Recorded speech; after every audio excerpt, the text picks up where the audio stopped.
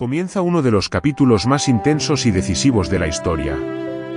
El arresto de Jesús marca el inicio de un camino de injusticia, sufrimiento y entrega total. Desde las noches de juicio hasta el peso de la cruz, cada paso nos acerca a un misterio que cambiaría el mundo. Pero este relato no termina en la muerte. La esperanza y la vida resurgen más fuertes de lo que jamás podríamos imaginar. Acompáñanos a recorrer este camino de sacrificio, amor y redención. La noche cae sobre Jerusalén. Entre olivos retorcidos, la calma se rompe cuando antorchas avanzan como serpientes de fuego. El arresto ocurre sin resistencia, sin estruendo, solo con el peso de lo inevitable. Las manos que sanaron son atadas, los pasos que recorrieron caminos de esperanza, ahora se dirigen hacia la oscuridad.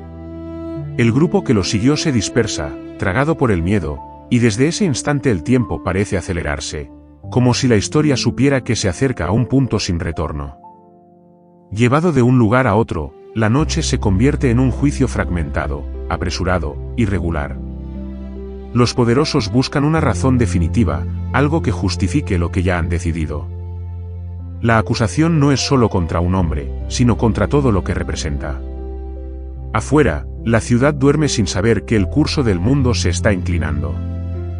Cada golpe recibido no es solo físico, es una afirmación brutal de dominio, una advertencia de que la verdad también puede ser castigada. Cuando amanece, la condena ya está sellada.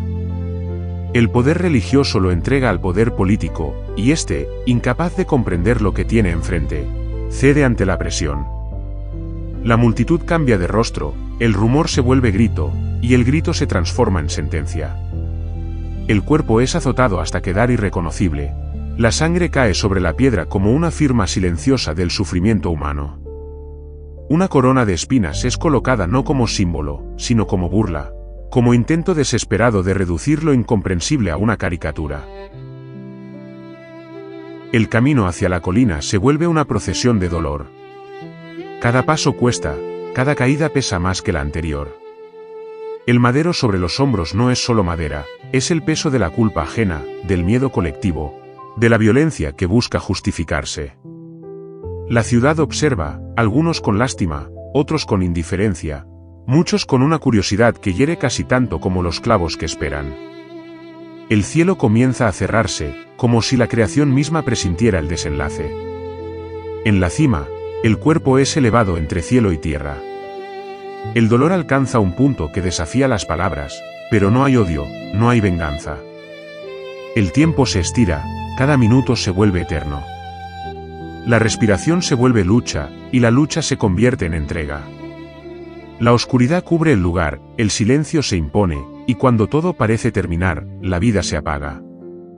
La tierra tiembla, las rocas se parten, y algo se rompe también en lo profundo de la historia humana. El cuerpo es bajado con prisa, envuelto, depositado en una tumba prestada. Una piedra enorme sella la entrada, y con ella se intenta sellar el recuerdo, la amenaza, la esperanza. El sábado pasa en un silencio denso, un día suspendido entre la derrota y la promesa. Los seguidores se esconden, el miedo gobierna, y la pregunta flota sin respuesta. Todo parece haber terminado, como tantas historias que prometieron cambiarlo todo y quedaron enterradas. Pero el amanecer del tercer día no es como los otros. La piedra ya no está donde debía, la tumba está vacía, y el aire vibra con algo nuevo.